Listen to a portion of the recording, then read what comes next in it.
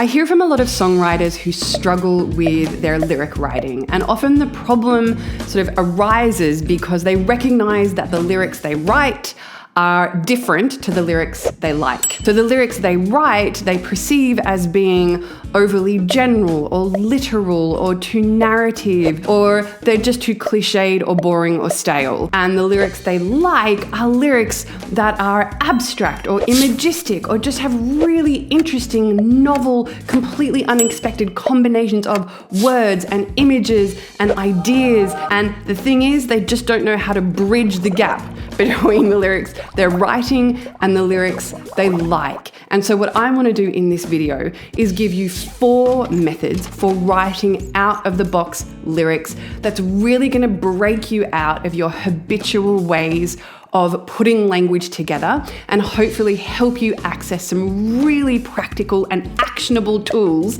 to help you construct interesting new ways of combining language. So let's dive in. The first exercise I'm going to show you is called word ladders.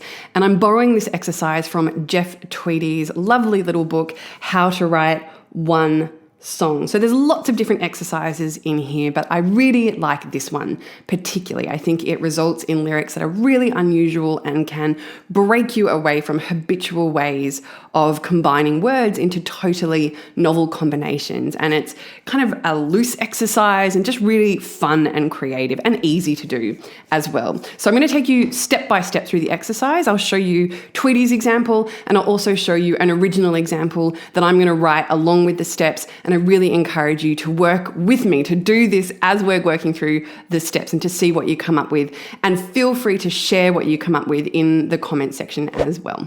Step 1 of word ladders is to come up with 2 lists of words. You're going to have list 1 and list 2, and each list is going to have 10 words, but there are 2 specific criteria for these 2 lists. So list 1, firstly, is going to be all verbs, and list 2 is going to be all nouns. So that's the first set of criteria. The second set of criteria is that your list 1 verbs should all be related to each other in some way that has nothing to do with list 2. So Tweetys' example is that list 1 are all verbs related to physician, so surgery or like a doctor's surgery. So his list of verbs here are examine, thump, prescribe, listen, write, scan, touch, wait, charge, and heal. So list 2 are all nouns. And what Tweety uses, which I'm going to encourage you to do as well, and I'll do it along with you,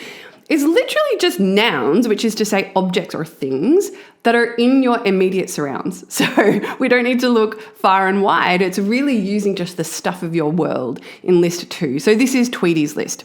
Cushion, guitar, wall, turntable, sunlight, window, carpet, drum, microphone, light bulb. So let's do this together now. So what I'm actually going to do is I'm going to access my Verb lists database, which is a totally nerdy database as a songwriter that I have created over many years, which has organized verbs, nouns, and adjectives into categories around different themes or different kind of image sets. So one of my categories here is related to outer space, and I've actually created a PDF document for you that you can download for free if you want a few of these sets of verbs that you can also draw on for this exercise. So my list of 10 verbs relating to outer space is this: orbit, gravitate, eclipse, rocket, float,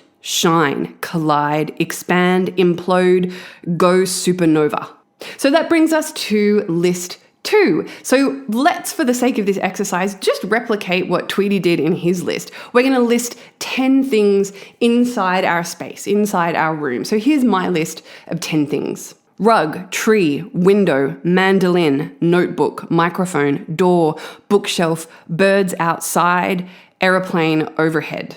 Step 2 in the word ladders exercise is to draw lines connecting words from list 1 to list 2, and it should be relatively random. So just join those lines together, and that leads us immediately to step 3.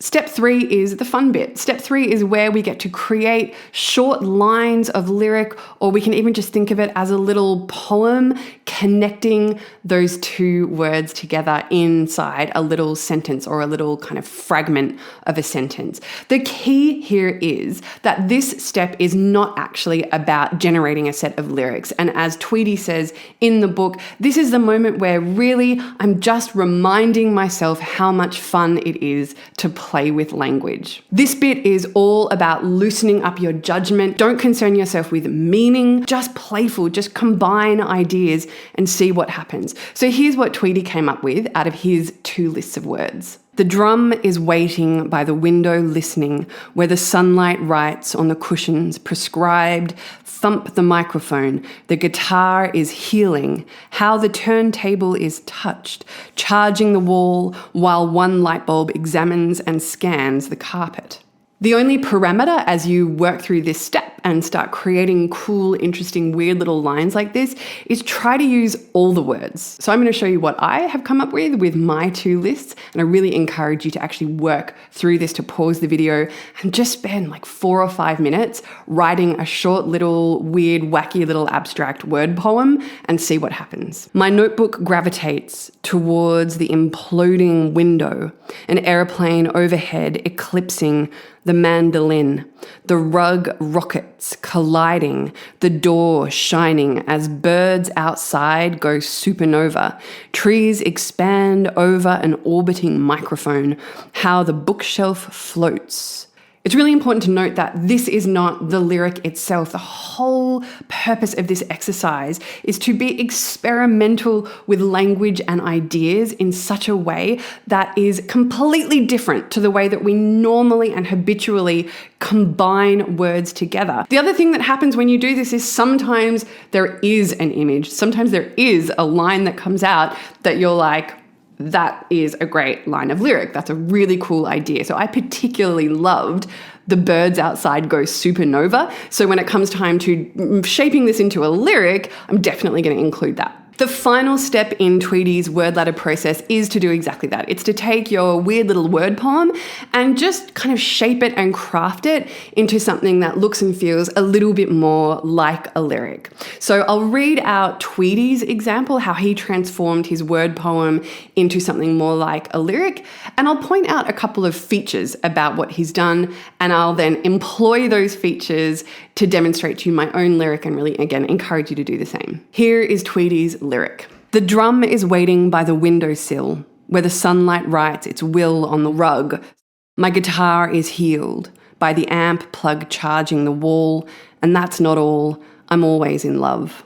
So here are a few things that I notice about this lyric that we can sort of start to identify as being a way to take a kind of random abstract word poem and kind of massage it into something a bit more lyrical, but something that still really contains a lot of that abstraction and a lot of the novelty of those word combinations. So one thing I note is that he's really deliberately including some rhyme and rhyme pairs and also internal rhyme. So there's internal rhyme between windowsill and will, and he's really making sure that those 2 lines are pretty close together so that we hear that rhyme connection. There's also, of course, the rhyme between wall and all, and you can tell in those last 2 lines, which he's, cleverly and cheekily borrowed from a well-known song from Wilco to kind of demonstrate the lyric writing process, I think here.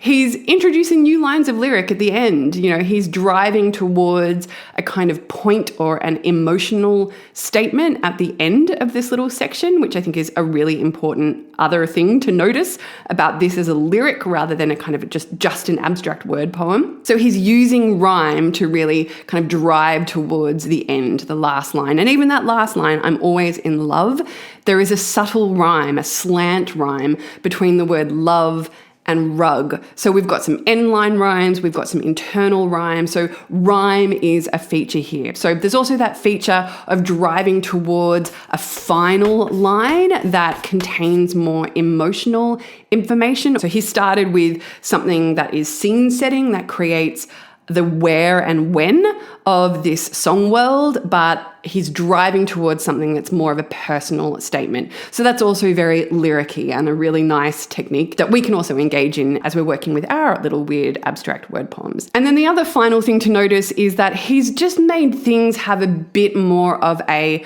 grammatical and syntactical flow. So it sounds a bit more like natural speech, even though it is still really constructed from these cool, interesting combinations of ideas. So I'm going to demonstrate my transformation of my word poem into something like a lyric and really encourage you to do the same. I'm orbiting the microphone as the birds outside go supernova all over the trees.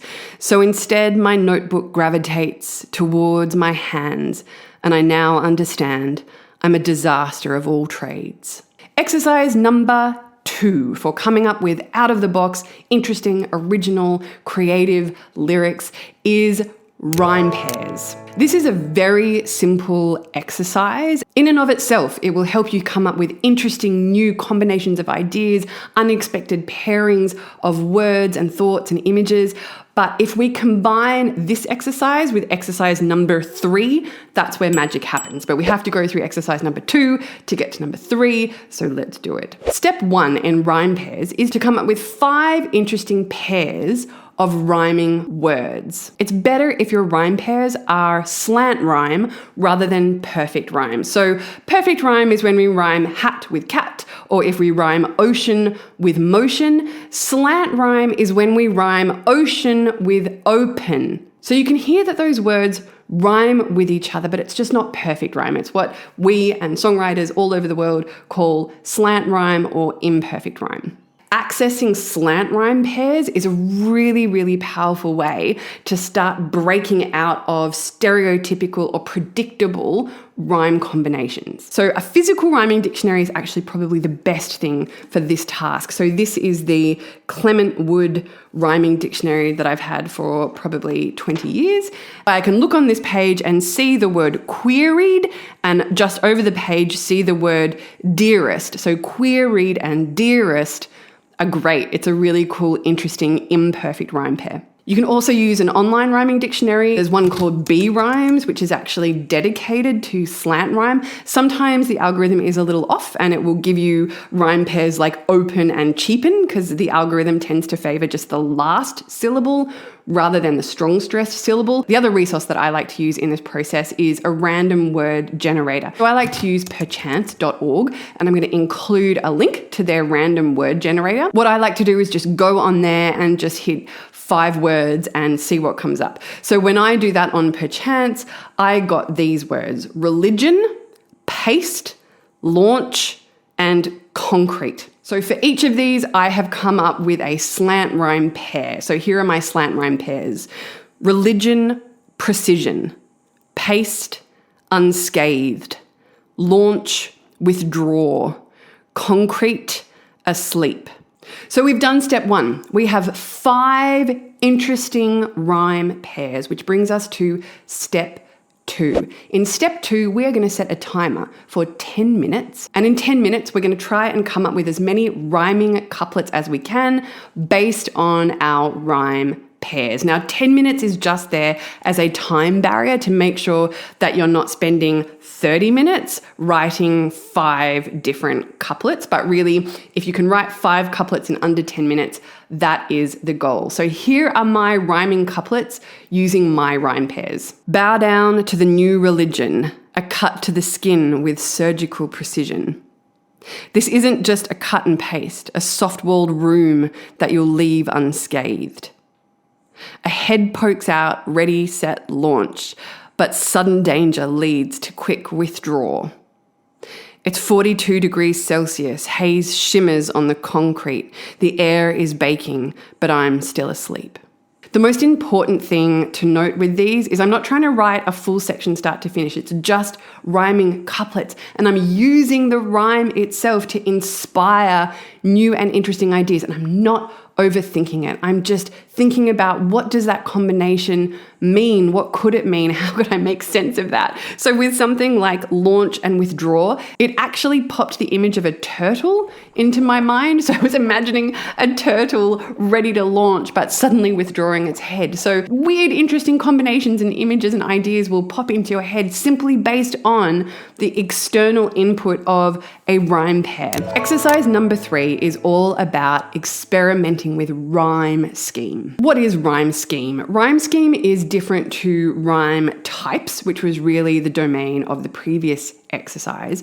Rhyme scheme is not so much about perfect rhyme or imperfect rhyme. Rhyme scheme is really about the ordering or patterning of our rhymes. So in this exercise, our goal is really to avoid conventional or stereotypical rhyme schemes and to really challenge ourselves to write lyrics in less conventional rhyme schemes. So I'm not going to go into great detail about rhyme scheme here, but if you're interested in a bit more of a deep dive into rhyme scheme, please make sure to check out this video right here where we go into great detail about rhyme scheme. And if you're really interested in an even deeper deep dive into rhyme scheme, please make sure to check out our online course called The 5 Most Powerful Songwriting Exercises Revealed, which is quite honestly cheapest tips for the value that we have loaded into that. And one of the exercises is this in great detail, where we analyze different famous songs and songwriters and show you many different unconventional rhyme schemes that you can use. But here I'm going to show you how we can combine exercise 2 with rhyme schemes to create something really interesting and original and unique. So the most conventional and stereotypical and often default rhyme scheme for a lot of songwriters when they're not deliberately trying to break out of that convention is just to write in rhyming couplets. You know, you set up a rhyme and then you resolve it, which is exactly what we did in the previous exercise. So if I were to write a 4-line section in rhyming couplets, I would describe the rhyme scheme there as A, A, B, B. So as a very quick demonstration of the power of breaking out of rhyme scheme conventions, let's use a rhyme scheme that is only marginally different but will already create a really interesting combination of ideas. So we're going to write a 4-line section whose rhyme scheme is A, B, A, B. Now, quite frankly, this is also a super conventional rhyme scheme. So we're not really breaking out into very experimental rhyme schemes here. But what we're going to do is we're going to take 2 of our rhyme pairs from the previous exercise, and we are going to slot them in to this rhyme scheme and just see what happens. And what will happen, I predict, is that there's going to be a really interesting combination and flow of ideas. We're going to clash together these lines that actually we had not thought of as related at all, but in weaving them together in this A-B rhyme scheme, we're going to come up with some new third unexpected meaning that is going to have the benefit both of the interesting rhymes as well as now the interesting and unexpected combination of ideas. Here is my example. I'm going to take one rhyme pair here, which is my open and ocean rhyme pair, and I'm going to slot those into the A position, so lines 1 and 3. Now what I'm going to do is pick a different pair, and here I'm going to take my religion and precision lines and slot those into the lines 2 and 4 position, and here is how my lyric now reads. Mustang speeding, window open, bow down to the new religion, careening to the Pacific Ocean, cut with surgical precision. So it's still a slightly awkward lyric, and there are things that I would absolutely kind of massage and change and revise and edit, but you know what it's not? It's not boring, and it's not obvious, and it's not stale. It is a really interesting, unusual combination of ideas and sounds and rhymes, and is totally breaking me out of a really kind of stereotypical, logical, narrative, linear, literal way of thinking about images and thinking about story and thinking about emotion. So to me, this is a wonderful exercise, and I hope you like it too. And if you have come up with something interesting anything that you want to share, please make sure you put it in the comments so that we can all benefit from your experience as well. Which brings us to our fourth and final method for creating interesting and out-of-the-box lyrics. And this method is by far the wackiest, by far the most experimental, and certainly will result in some of the most abstract lyrics of all the exercises that we've done. And this technique is called the Cutup Method. Now, the Cutup Method was beloved by David Bowie, for example, and he learnt it from William Burroughs. The Cutup Method is very simple. When it was devised, the Cutup Method was a physical method, and really what happened is William Burroughs would take a physical text. So that might be a newspaper article or the page of a book. So we'd have a physical bit of text, and literally it's probably what you think it is. He cut up that text, so not like randomly into like ripped up fragments, but cutting up the lines of the text, sometimes individual words, sometimes fragments of sentences, but kind of cutting it up and then essentially like putting it into a bowl or a box, mixing it up, and then randomly picking out a few of them and laying them out on a page, right? And so randomly reordering those fragments of text and seeing what happens. There is a great online resource that will do this for you, although, it could be fun to try it with scissors as well. But the website I would recommend is called Language is a Virus. So I'll include a link to that in the notes. And they have a cut-up machine. So you can copy and paste a piece of text into the cut-up machine, hit the cut-up button, and it will do it for you. So you can use any text. You could take a media article, you could take a blog post and pop it in and see what happens. I like to take pieces of writing that I have written just for the sake of keeping it all kind of contained in my own original thought. I do a regular writing practice called sense writing, and you can find out more about sense writing and how to do it by clicking on that video there. But sense writing is essentially kind of 10 minutes of prose-based writing. So I have lots of prose bits of text that are not lyric writing per se. So often what I will do is just copy and paste some sense writing into the cut-up machine and hit cut up and see what happens. I'm going to my writing file, and here is what I got from my experiment with the cut-up machine. You castle the sand, quick as sand, shoulders moist, and darker the hold, one almost gets horizon. Suddenly mouse lives in the slimes. You can see that it sounds like a jumble, and for the most part it is a jumble, but sometimes you get combinations of ideas that spark other ideas that just would never have occurred to you if you didn't create this random reordering and reassociation of words related to a reference text. So to me, there are some really cool things here. I think like darker the hold, that's really interesting and just a cool phrase.